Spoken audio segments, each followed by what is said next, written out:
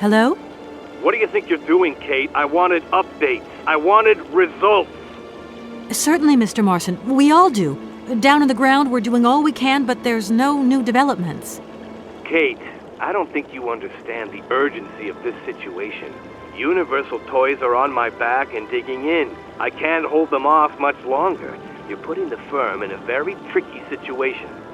I am very sorry, but a slight mishap or two has meant that I've had to modify my mission temporarily. Miss Walker, you're walking on a minefield here. I don't have to underline that this affair is Class A priority numero uno. Hot! I am only too aware of that, Mr. Marson, and believe me, I am doing all I possibly can. But this mission is really no piece of cake. You can have all the cake you want and eat it too when you get home. Next time I call you, I want something concrete, something solid. I want results. You understand? Results! Yes, Mr. Marson.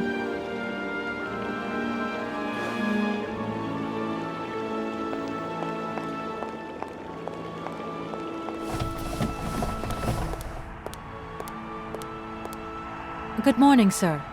Good day to you, ma'am, and welcome to the Hotel Krotsky. I don't expect you've made a reservation, have you? Well, no matter. We've got a few rooms left with a sea view. By far the best on offer. Well, actually I wasn't counting on staying in Aralbad. I see. It's like that then. So, what can I do for you? I want to meet someone who lives here. That's very inconvenient. None of my customers said they were expecting someone. You can't just turn up like that. We've got a very strict policy. In this day and age, the hotel ain't too open to, impromptu visits from any Tom, Dick, or Harry. Please, I absolutely must speak with her. It's very important. If it was that important, all you had to do was ring the hotel. People come here to rest, you see, to get away from the world, which ain't turning so good these days. Don't let me keep you. Good day to you, ma'am. Honestly, if I could have called, I would have called, but I couldn't. So please, can you bend the rules just a little, sir? Ma'am, in this hotel, we don't bend nothing for no one. With respect. Well, thanks anyway. At your service, ma'am.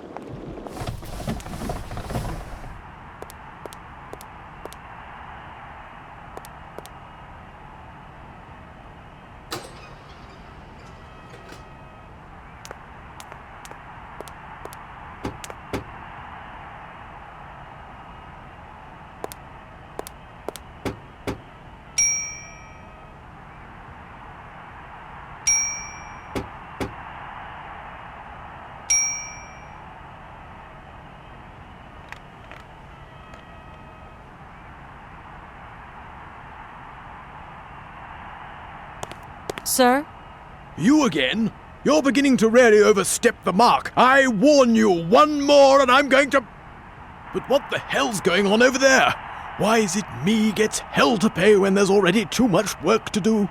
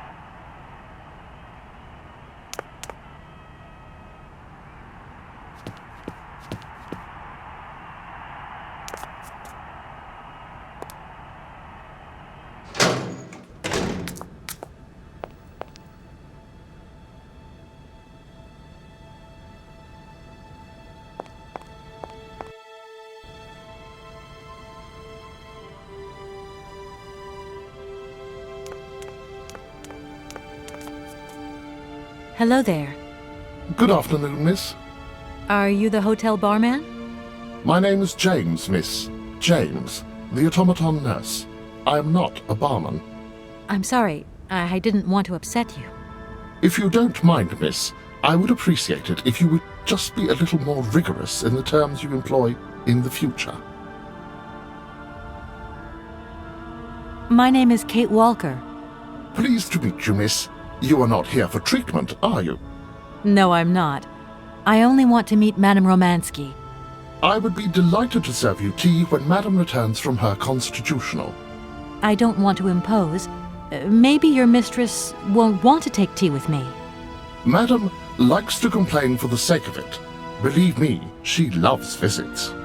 In that case, thanks for the invitation. I'm looking for Madame Romansky. Do you know where she is? 3:30 to 4:30 p.m., Madame Romansky takes her daily constitutional on the pier. Tea is served at 5 o'clock sharp. Is it possible to go see her? As you wish, but do pay attention to the salt wind. Can you take me to Helena Romansky? Not at this hour, miss. Madame will still be watching the sea at the end of the pier. So? Madame knows perfectly well that during this season I don't go down to the pier. My wheelwork goes dicky under the double corrosive action of the salt and sand winds. Listen, you can hear them sweeping up and down the beach and out to sea. We call it the salt wind here. It'll drive us all crazy one of these days. Come on, just make a little effort. No, I'll stay here and make ready for Madame in case she needs me. She can be so unpredictable, such violent swings of mood. Well, I'm going, James. See you later, maybe. It would be a pleasure to see you again, miss.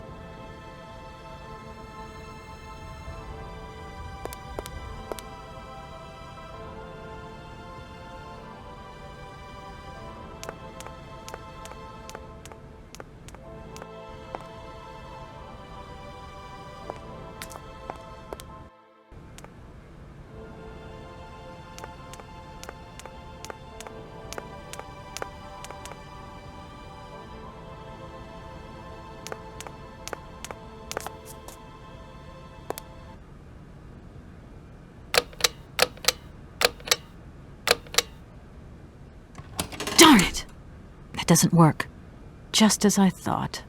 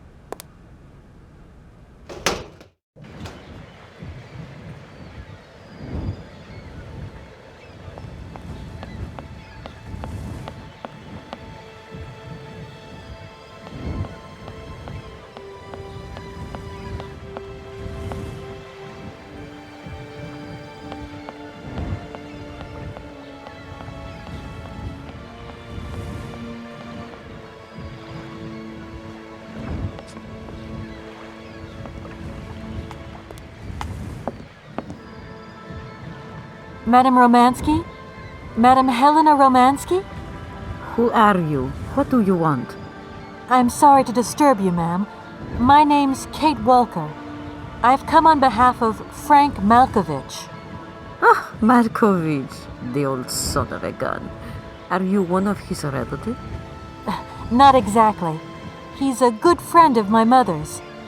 He told me you might be here in Aralbad. I'm American, a lawyer. To what do I owe your visit? You have come so far. It must be important. Indeed it is. I have very delicate and pressing business to attend to. I have just left... Later, my dear, later. I have a slight headache. This hotel mask they pinch so. I have to go in. Please, could you be so kind as to call my valet? Your valet? Of course.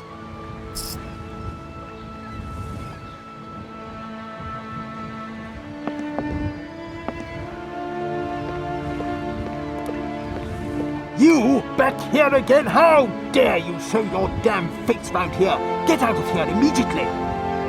Please. I absolutely must find... Miss Romansky! Oh, yes, I'm sorry. She managed to lie her way in here. Don't matter how vigilant you are, there's always one. But it won't happen again. She'll be out on her ear before you can say, I hope she hasn't upset you too much. Oh, Felix, stop being such a grizzly bear. This woman is my guest. She's your guest? But that ain't possible. This vandal didn't even know you 3 hours ago. Be quiet, Felix, before you offend someone. Miss Romansky, please. This maniac turned up earlier and tried to wreck the fountain. If it wasn't for the... I said enough, Felix. Please treat Miss Walker with the respect befitting one of my friends. Don't touch and don't swear. Have I made myself clear, Mr. Smetana? Yes, yes, crystal clear, Madame Romansky. Please do accept my humble apologies. Very good, Felix. You may go now.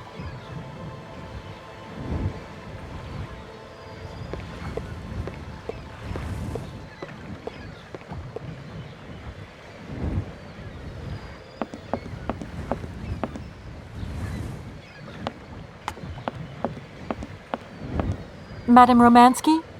So, is James coming or isn't he? Don't tell me you haven't called him yet. Oh my...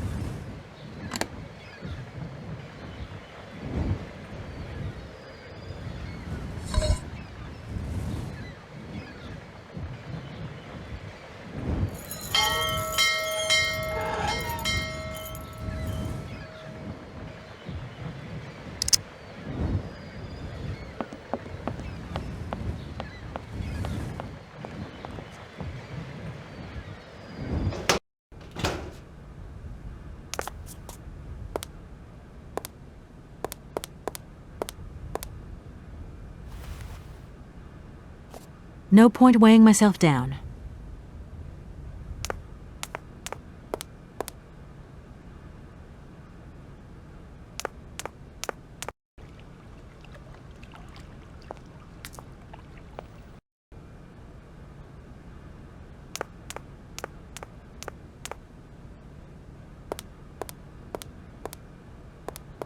James, what are you waiting for? Don't tell me you didn't hear the bell this time. The bell did indeed ring, but it is very windy outside, isn't it? Yeah, it is a bit gusty. But what's that got to do with it? Madam doesn't understand. She says an automaton doesn't need protection, but my insides don't like the salty wind. I'm afraid to go out, you know. And if you wore my mask to protect you against the salt, would that help? Oh, most certainly.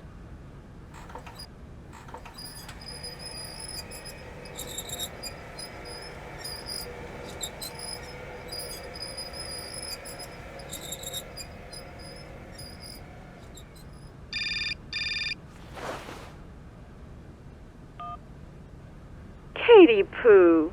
So, have you met her yet? This Helena person? What's she like? Does she remember Frank? Hi, Mom. Yeah, sure. I met her, and yeah, she's living in Aralbad. You can thank Frank for me again. I'll remember too, honey. So, what's Aralbad like? Maybe Frank can take me there one day. It's this seaside resort, Ma, but it isn't what it used to be. You'd be real disappointed. Maybe you're right. So, when are you coming home? Is that mission all over then? Not really, Ma. I still haven't found the heir I'm looking for to wrap up the case. Helena Romansky's a kind of detour here. Listen, Munchkin, I get the distinct impression that you're being led up the garden path. Why don't you just come home, tell your boss this heir just doesn't exist, that you've done all you can, et voila. Do you want me to call him for you? Ma, please, don't get involved. Looking for Hans Vorarlberg is what I'm being paid for. But I also just want to find him for myself. Honestly, you're just as stubborn as your father. Don't complain that your mother didn't warn you. Don't worry, I won't.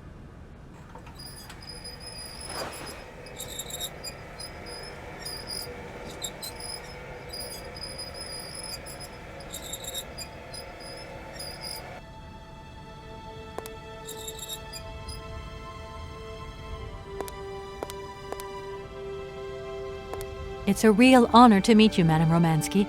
People have told me so much about you. People still talk about me. Oh dear. Of course. Everyone tells me how wonderful you were. How you were one of the greatest singers of the century. Ah, so I was, my dear.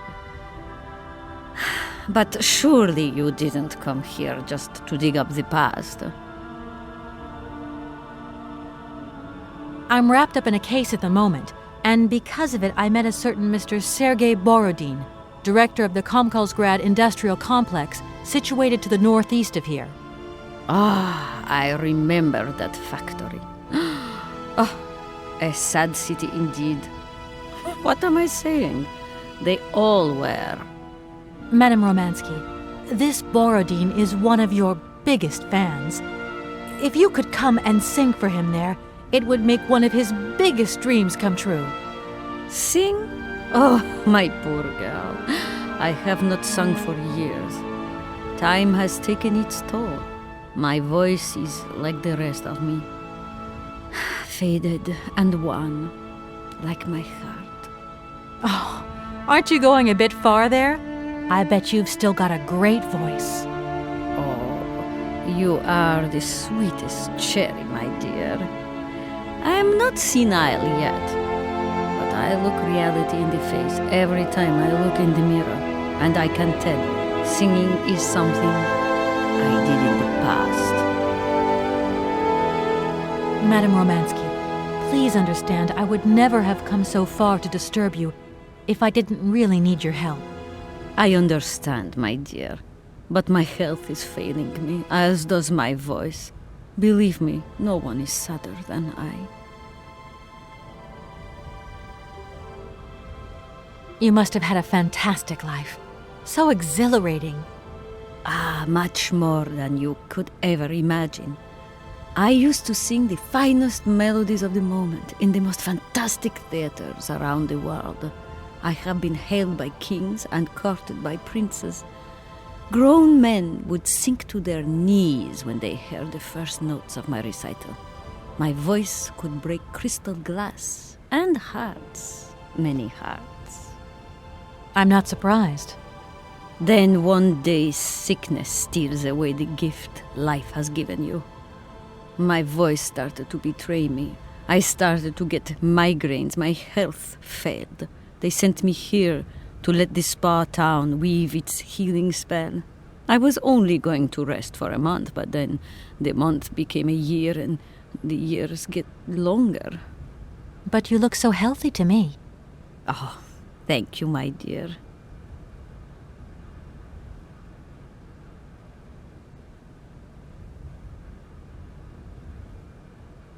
Like I said, I'm a lawyer, and to tell you the truth, I don't know much about classical music. But after talking to Mr. Borodin and Mr. Malkovich, they really made me want to hear you. Oh, you are too late, my child. 10 years too late. And how is dear Frank? Do tell me. Oh, I am still angry with him for leaving like that to America. Don't be offended, but I never suspected those cowboys actually have an ear for real music. I don't think he sings much anymore. The odd gala, the odd charity event. Anyway, he sends his love. Oh, his love? Do you hear that, James? There is someone who still loves me on the other side of the Atlantic. Never said they didn't, madam. What about this other gentleman? What is his name? Borodin? Do I know him? Yes, you once sang in Komkalsgrad. An incredible recital, if the director's account is anything to go by. If you only knew how moved he still is. He's another one who still adores you. I must confess that seeing one of my greatest admirers once more would do wonders for me, but... my voice. It is so... I couldn't. Strange. I get the impression that Hans Vorarlberg turned up here, too. You know Hans Vorarlberg? Not exactly. I'm looking for him to sort out this inheritance case. But I've had to snoop around in his past a bit to get on his trail, and I guess he's kind of a close friend now. You knew him, didn't you? Oh, yes. I knew Hans Vorarlberg. Do you hear, James? If you had the chance to meet Hans. My Hans. Oh, my God. What has become of him? Where is he? As questions go, madam, that one is not without certain complications. I'm sorry, but I have no idea. That's the goal of my mission, to find Hans Vorarlberg. That's why I have to get back to my train as quickly as possible and to get out of Komkalsgrad. And you cannot find him without the train? The train is one of his last inventions. So is Oscar, the automaton engineer. I get the feeling that the two of them are going to lead me to him. Did you hear that, James? I might see Hans again. I have dreamed so long of meeting my dearest sweetheart again. Oh, if only I could sing. If only I were in Paris, I would ask George for that miracle cocktail. The one that only he knew how to make. Wouldn't I, James? Yes, madam. As you have frequently said, without that famous cocktail, your French tour would have probably been cancelled. I don't understand. An extraordinary tale, my dear. It was December, and it was terribly cold and damp. I had to play the role of Tatiana that evening at the opera. But since the morning, I had lost my voice. It drove me completely mad with worry. I don't know how George, the barman at the Moritz Hotel, heard about my affliction, but he brought me up a cocktail that he had invented. A strange concoction. But it turned out to be a miracle cure. My voice returned to me in an instant. That's amazing. That's just what we need. We're going to mix you up a cocktail. Ah, my dear child. It is impossible. George never told me the recipe of the drink. He loved to keep his trade secrets. He said it made him absolutely irreplaceable. Well, I'm going to get George to tell me.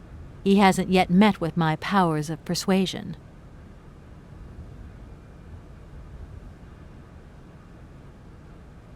Madame Romansky, Please understand, I would never... I understand, my dear. I'll let you get a bit of rest. Thank you for listening to me. It was a real pleasure, my child. You are a charming young lady, and simply talking to you has warmed my soul.